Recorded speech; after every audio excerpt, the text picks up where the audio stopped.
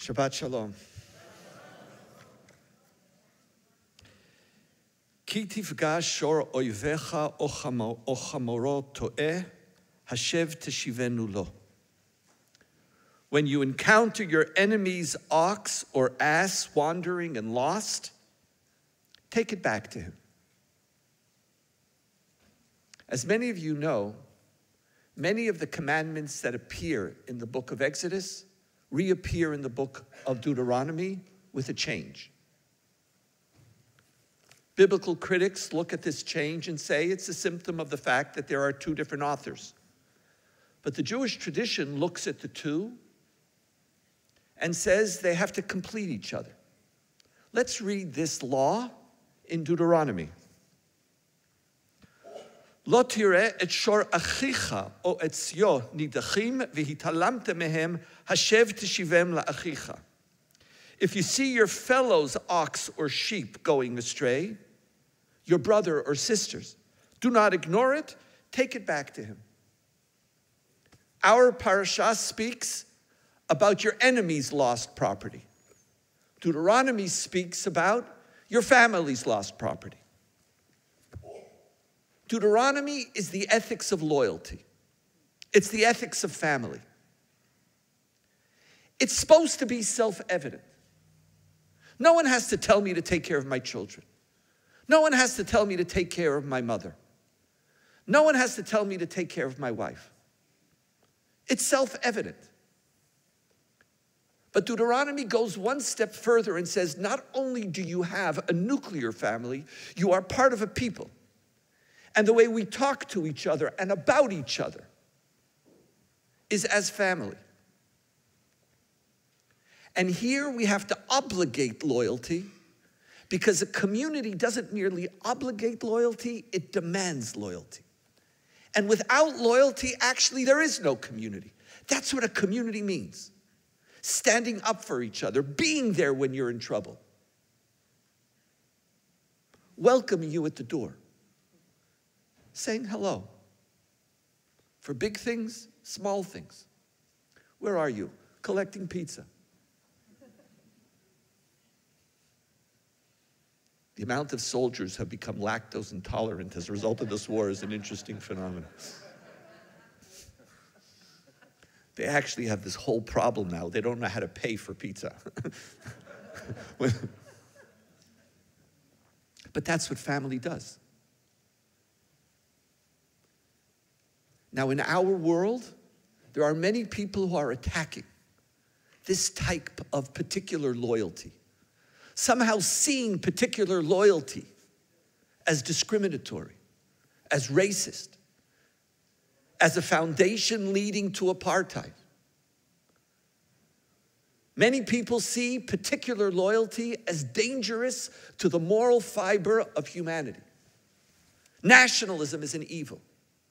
Deuteronomy says, when you see your brother or sister, your family, your community's lost property, you are not allowed to remain indifferent. Stand up, show up, and help them. But our parsha, which comes before Deuteronomy, says, you also have to give your enemy's lost property back. Not your enemy who's threatening you right now. Nobody's asking you to be a pacifist. But your responsibilities to others cannot be exhausted by the ethics of loyalty.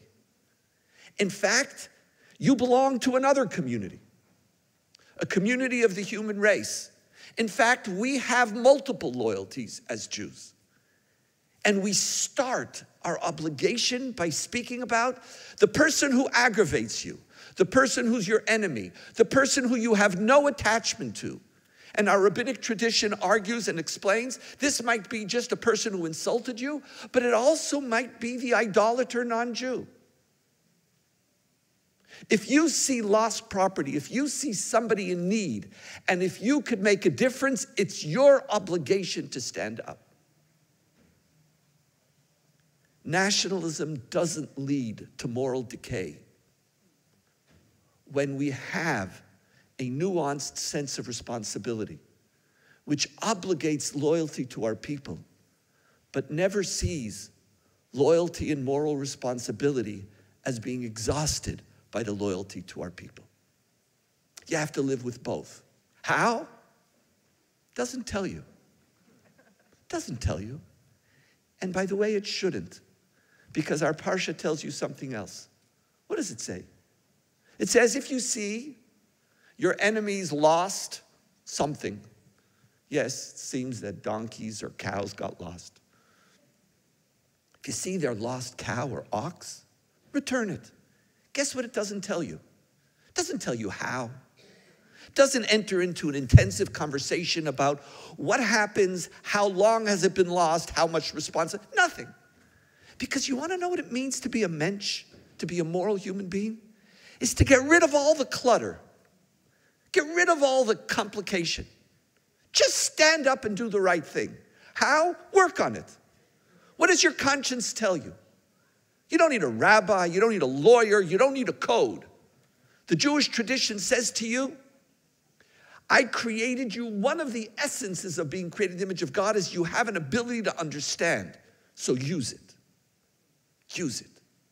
How we balance between particular identity and particular loyalty and universal loyalties and moral responsibilities, nobody has the answer. Nobody knows exactly when one starts, the other one, and it stops, and the other one must begin. Nobody knows. But our Torah tells you, if you want to be a mensch, if you want to live according to the code of our tradition, this is the challenge that you face. Love your family and be morally responsible also to your enemy. And when you combine the two, you're creating a tradition which stands for greatness. Shabbat Shalom.